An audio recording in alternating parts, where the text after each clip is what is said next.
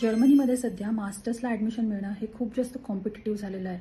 कारण इयरली त्यांच्याकडे जाणाऱ्या ॲप्लिकेशन्सची संख्या वाढती आहे आणि त्यामुळे युनिव्हर्सिटीजनी सुद्धा आता सिलेक्शन क्रायटेरिया त्यांचे खूप स्ट्रिक्ट केलेले आहेत. मग त्यांना पास करण्यासाठी तुम्ही काय करू शकता?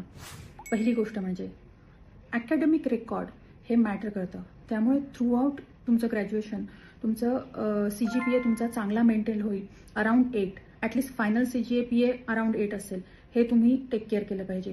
दुसरी गोष्ट म्हणजे तुम्ही करू शकता की मास्टर्सला तुम्हाला कुठल्या फील्डमध्ये मास्टर्स करण्याची इच्छा आहे किंवा कुठला कोर्स साधारण करण्याची इच्छा आहे हे आधी स्टडी करा.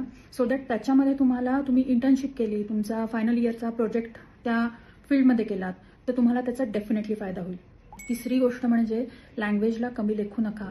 जरी तुमचा पूर्ण कोर्स इंग्लिशमध्ये असणार असेल, जरी अगदी तुम्ही IT साईडला जरी जाणार असाल तरी सुद्धा A1 A2 इथनं करून जावा आणि इथे गेल्यानंतर सुद्धा B1 B2चा ट्राय करा. कारण तुम्हाला करिअर लॅडर चढायची असेल तर हे खूप महत्त्वाचं आहे की तुम्ही लँग्वेज शिकणं त्यांची आणि त्यांच्या कल्चरमध्ये इंटिग्रेट होण्याचा प्रयत्न करणं.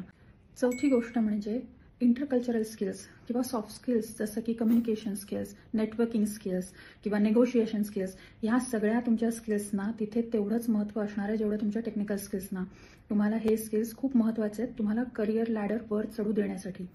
पाचवी महत्त्वाची गोष्ट म्हणजे लेट ॲप्लिकेशन करू नका किंवा सुरुवात लेट करू नका ॲप्लिकेशन्सना. कारण तिथे रोलिंग ॲप्लिकेशन्स असतात. सो तुम्ही इन टाईम रादर अर्ली सुरुवात करणं ॲप्लिकेशन्सना फार महत्त्वाचं आहे. ओके. आणि काही तुमचे क्वेरीज असेल तर मला कमेंटमध्ये सांगा किंवा मला DM करू शकता दिलेल्या व्हॉट्सअप नंबरवर आणि आय विल ॲड्रेस देम.